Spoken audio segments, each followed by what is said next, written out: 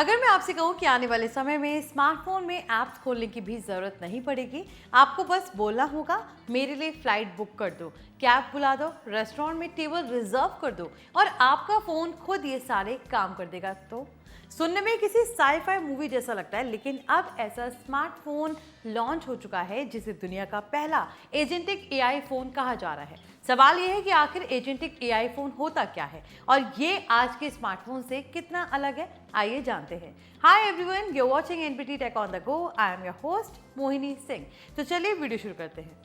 AI की दुनिया अब सिर्फ चैटबॉट्स तक सीमित नहीं रही। अब कंपनियां ऐसे स्मार्टफोन्स पर काम कर रही हैं जो सिर्फ आपके सवालों का जवाब नहीं देंगे बल्कि आपके लिए काम भी करके दिखाएंगे। इसी डायरेक्शन में चीन की एआई कंपनी स्टेप1 ने अपना नया स्टेपएक्स नियो पेश किया है, जिसे दुनिया का पहला एजेंटिक एआई स्मार्टफोन बताया जा रहा है। इस फोन की सबसे बड़ी खासियत इसका एआई एजेंट है जो सिर्फ कमांड सुनकर ऐप्स के बीच खुद काम कर सकता है। यानी अगर आपको किसी ऐप में जाकर कई स्टेप्स फॉलो करने पड़ते हैं तो एजेंटिक एआई खुद वो प्रोसेस पूरा करने की कोशिश करेगा। अब सवाल यह है कि एजेंटिक एआई आखिर होता क्या है। अभी तक हम चैट जीपीटी, जेमिनी या दूसरे एआई असिस्टेंट से सवाल पूछते थे और वो हमें जवाब देते थे, लेकिन एजेंटिक एआई सिर्फ जवाब नहीं देता बल्कि एक्शन भी ले सकता है। एग्जाम्पल के लिए, अगर आप कहीं कि कल सुबह 8 बजे दिल्ली की फ़्लाइट बुक कर दो और होटल भी सजेस्ट कर दो, तो फ्यूचर में ऐसे फ़ोन्स में एआई खुद फ्लाइट्स कंपेयर करेगा, होटल्स ढूंढेगा और आपकी परमिशन मिलने के बाद बुकिंग प्रोसेस शुरू कर देगा।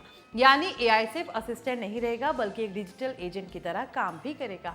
स्टेपएक्स नियो की सबसे बड़ी पावर यही एजेंटिक एक्सपीरियंस बताया जा रहा है। रिपोर्ट्स के अकॉर्डिंग इसमें एआई अलग अलग ऐप्स के बीच जाकर टास्क पूरा कर सकता है, यानी आपको हर ऐप अलग अलग खोलने की जरूरत कम पड़ सकती है। यही वजह है कि एक्सपर्ट्स इसे स्मार्टफोन्स की अगली बड़ी एवोल्यूशन मान रहे हैं। जिस तरह टच स्क्रीन ने कीपैड फोन्स को बदल दिया था, उसी तरह आने वाले समय में एआई एजेंट्स ऐप्स को इस्तेमाल करने का तरीका बदल सकते हैं। हालांकि अभी ये टेक्नोलॉजी शुरुआती दौर में है, इसकी असली परफॉर्मेंस लॉन्च के बाद ही सामने आएगी। इंटरेस्टिंग बात तो ये है कि स्टेप1 अकेली कंपनी नहीं है जो इस डायरेक्शन में काम कर रही है। सैमसंग अपने गैलेक्सी एआई को लगातार बेहतर बना रही है, गूगल जेमिनी को एंड्रॉइड में गहराई से जोड़ रही है और ओपन एआई के एआई बेस्ड हार्डवेयर को लेकर भी कई रिपोर्ट्स सामने आ चुकी हैं। यानी आने वाले कुछ सालों में स्मार्टफोन मार्केट सिर्फ कैमरा और प्रोसेसर की रेस नहीं होगी बल्कि एआई कंपैटिबिलिटी सबसे बड़ा हथियार बनने वाली है। लेकिन एजेंटिक एआई जितना इंटरेस्टिंग है, उतने ही बड़े सवाल प्राइवेसी और सिक्योरिटी को लेकर भी है, क्योंकि अगर आपका फोन आपके मैसेजेस पढ़ सकता है, कैलेंडर एक्सेस कर सकता है, बैंकिंग एप्स खोल सकता है और आपके लिए पेमेंट्स भी कर सकता है, तो सिक्योरिटी पहले से कई ज्यादा इंपॉर्टेंट हो जाएगी। इसलिए कंपनियों को ऐसे एआई सिस्टम्स बनाने होंगे जो यूजर्स की परमिशन के बिना ही कोई सेंसिटिव एक्शन ना करे और पर्सनल डेटा को सेफ रखे। यही वजह है कि ज्यादातर कंपनियां ऑन डिवाइस एआई यानी फोन के अंदर ही एआई प्रोसेसिंग बढ़ाने पर भी काम कर रहे हैं।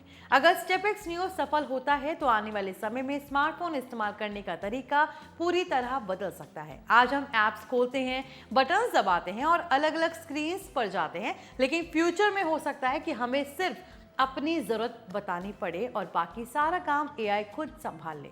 यानी स्मार्टफोन एक डिवाइस से ज्यादा एक पर्सनल डिजिटल असिस्टेंट बन सकता है जो सिर्फ इंफॉर्मेशन नहीं देगा बल्कि आपके लिए काम भी करेगा। फिलहाल ये एक्सपेरिमेंट माना जा रहा है, अभी इसकी कोई जानकारियां सामने नहीं आई हैं, लेकिन इतना तय है कि एजेंटिक एआई आने वाले समय में स्मार्टफोन इंडस्ट्री का सबसे बड़ा ट्रेंड बनने वाला है।